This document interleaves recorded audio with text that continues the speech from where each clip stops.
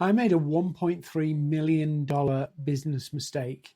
And thankfully, it only cost me $68,000.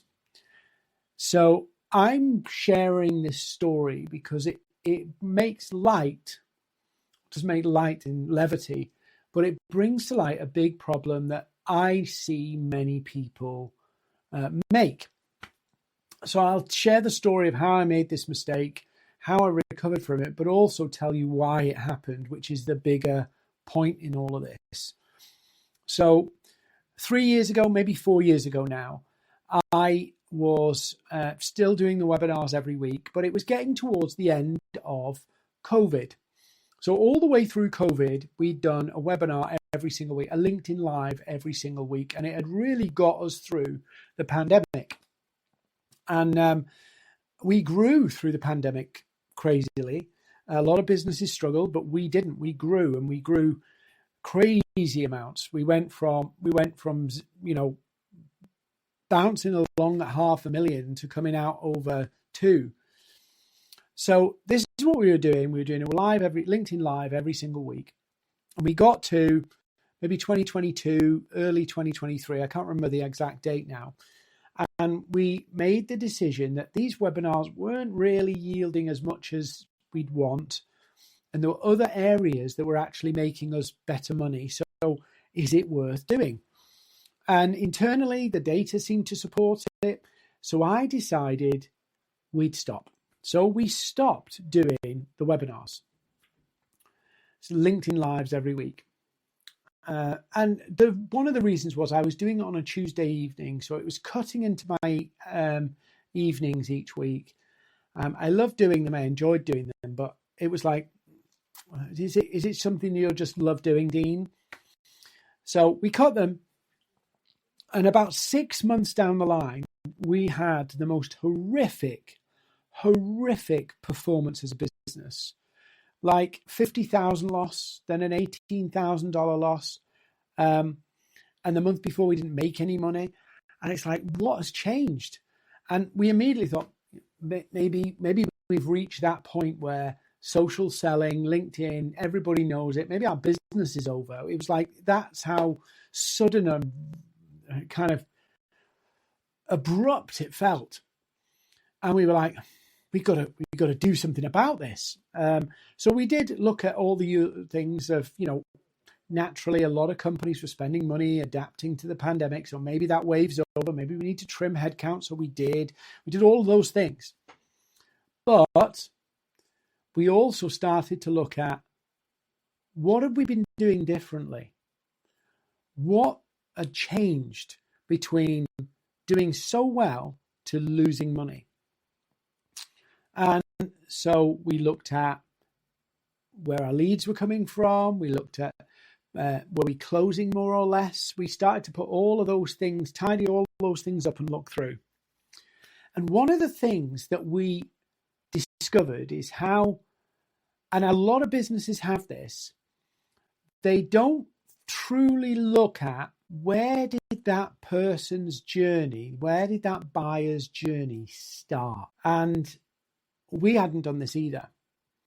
So we knew what was why they became a lead on that day from the sales call, but we didn't track how their journey started. We've since corrected this. So what we did is we looked at all of the data and we found actually a lot of people were converting from our email list. So we thought, well, let's double down on that. Let's double down on that. But then it was like, well, where did the emails come from? And we doubled down on that. But we had some missing bits of the puzzle because our CRM didn't track that. It tracked it as an email lead. So a lead from the email list. We didn't know where that email came from in the CRM. So the data was telling us email, email, email. So then we have to look at what was the source of the email. Was it lead magnets? Was it paid workshops? Was it LinkedIn events? Was it downloads? Was it inquiry forms? Where did all this sales come from? And I think you know where I'm going here. We redid the data. We had to re-import all of the data of the people who signed up for our webinars or LinkedIn Lives, watched the LinkedIn Lives. And we tracked it all back. And we discovered two things. Number one, 70% of all of our new business had come from people who had registered for our LinkedIn Lives. Registered. The second thing we noticed is that most of those people, 70% of them, had come to or registered for two. So not one, two. So immediately when we realized this, we put the LinkedIn Lives back up. We started doing them again and all of that stuff. And we had to do a whole load of crazy marketing activity to close that hole. And then we fired the webinars back up. And guess what? We've not had those kind of dips since. So why am I telling you this? Well, there's a really good film called Glengarry Glen Ross. It's a great film. I don't subscribe to the sales approach in there, but there's a great film and it's worth watching. And Alec Baldwin is, a pushy sales leader. It's like boiler room style sales, very old school, very aggressive. But he writes on the board, AIDA, which is a brilliant copywriting format, but he also writes ABC, always be closing. And what he's meaning there is whenever you're talking to a customer, always try and get a close. Always. Don't let it go away. And that's a bit pushy, a bit aggressive. But there's also a point of always be marketing. And this is my business motto. And it comes from not just the LinkedIn Live situation, but my first business experience. And my first business experience, I actually had to quit my business because I ran out of leads, ran out of clients, and then ran out of money. And that's usually the way it goes. You run out of leads, you run out of clients, then you run out of money. Running out of money is actually the sign that your lead gen problem and your sales problem is already broke. Running out of money, yes, you can solve it by trimming back, but actually if you are making money and then you've stopped making money, it is usually a lead and a sales problem. So for me, my first business failed that way. So I've always, one of my clients actually, they run a £10 million, so $13 million organization, way bigger than us. And I was chatting with him and he said, you market like a $10 million business. And I said, yeah. He said, why? You're probably over marketing. Probably right.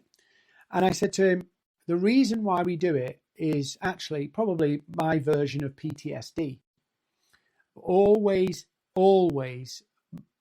remember that first situation where I ran out of money, ran out of leads, ran out of clients, ran out of money. So I always market more than I need. And I always market even if I don't need it, because you never know what's coming.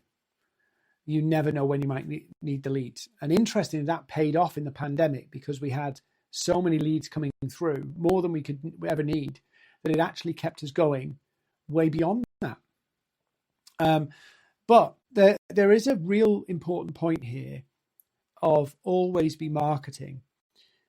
When you're busy, it's easy to think, you know what, I can shelve that. We're busy right now. I'll do it in a couple of weeks. I have found that roughly speaking, depends what marketing activity you're doing, but roughly speaking, any amount of marketing activity has a 30-day plus time lag before you see any benefit from it. 30 days. And that's probably a minimum. There are some things that you can do tactically, like even with outreach. If you're outreaching now, the best way to have get a high response rate is to have warmed that relationship at least a month before. Yeah, or 2 weeks before, depending on how big of a sale. But the more you market before you try and sell, the more they know you, the more they like you, the more they trust you. So it makes the conversion easier. So there's always this kind of lag before the effort pays off. And often that's some very tactical stuff, 2 weeks, but realistically 30 days plus. So whatever you do today on a marketing front, you should judge it by its return, like 2 months, 3 months, 6 months, 12 months, 2 years down the line. Don't judge it by, has it done an immediate conversion? That's sales activity in my book. If you run a paid ad to sell something, you should see a return because it's a direct advertising, direct marketing kind of activity. But if you're building your brand on LinkedIn, that is a long-term win to actually help you convert better over the long term, not just immediate. So there are some things you do in marketing that unfortunately, painfully, will have a long-term effect that you cannot see or attribute. So it was my mistake for not tracking that webinar filter. And I could have, after the first webinar I did, go, oh, that didn't make enough money. So wait till you hear how much these webinars made. That couldn't make enough money. So obviously it's not worth doing. It's not worth doing. I could have done that on the first one. I could have done it on the second one. I could have done it on the third one. But I would have cut off what made me $1.3 million. That's how much it made me, $1.3 million, that activity. And we worked it out, and there's two parts to these LinkedIn Lives. There's what happens initially, in other words, the direct sales and leads you get from doing that LinkedIn Live. And that's not a lot. It's not a huge amount of money. For a solopreneur, a small business, doing one webinar, it might have a little return. You go, it's all right. It's better than cold outreach. The second one, if you look at the second one in isolation, you think, oh, well, that's all right. But what we discovered was that the entire value, if you look at how many customers and how much money it was, divided by the number of webinars we did, it was $27,000 per webinar. $27,000 per webinar. Nobody turns their nose up at that. And I turned it off because I couldn't attribute value that was, in my metric to go, well, that's worth me spending the time preparing, getting ready for it. How foolish would I have been if I hadn't diagnosed that? And this brings me to a big point in that always be marketing. There's a big chunk of your most profitable marketing that if you don't ask the right questions, you will never find out if it works. So for an example, me posting content on LinkedIn, the amount of time it takes for me to put it all together and the cost involved, you'd probably go, is it worth it? Well, for me, leads to effort, maybe not. I mean, I've got a team who are working with me as well. So there's 3 salaries there, plus me working on all my social media. So you go, ooh, that's a lot of money. How much did you make directly off the content? And you probably go, is it worth it? Is it worth it? If I bring in 200, 300,000 in because of inbound leads from my content, is it worth it when, I'm probably paying 150 grand out in salaries? Is it worth it? And you go, maybe it's not. Maybe it's not. But how many opportunities have I had, speaking invites that have put me in front of more people, people referring people, people who've followed me and subsequently bought, but it's not come directly from a piece of content, or where the content has played a part in the sales process. So in other words, I've messaged somebody, they've seen me a few times in the feed, and so they agree to a call. You can't put a price on some of the things that happens with content. And I say this to people all the time, that don't necessarily judge posts by their impressions, but judge them by the impression they leave. The problem is that the impression they leave on people is hard to quantify unless you either make a judgment call of how much it plays, or you actually ask people questions to figure that out. So Just curious, what prompted you to book a call? How long have we been connected? Looking at those data points to go, this person's been connected with me for 6 months. I've been posting regularly. That must play a part in that. Now, will I ever know how big or significant my content's been to my business? No. I can only measure it off what comes from the content specifically. So if somebody reaches out and they don't tell me, I won't know. Same with the events. How many people have been to those LinkedIn Lives and it's influenced them, but they've come in from another source? I wasn't set up to track that. So I literally turned off and shut down, albeit temporarily, nearly $1.3 million of revenue because I wasn't tracking the right things. I was thinking very short term.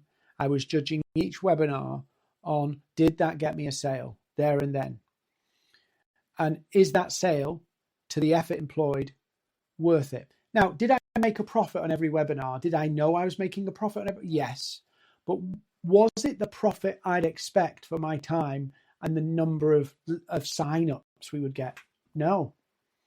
But when I look back and I look at actually how many of those people who've been to webinars have actually bought, it's insane. And how many of those people who bought came into our database because of the webinar? How many of them came into our world because of the webinar? 70% of them. 70%. It's crazy. Crazy the number. So if you're thinking about your marketing activity, before you decide to cull it, ask yourself, is this having a role that I just can't see yet? And there are some things that you will never see. You will never know the real value of a personal brand because, you will never be able to measure that properly. You'll never know the full value of your content.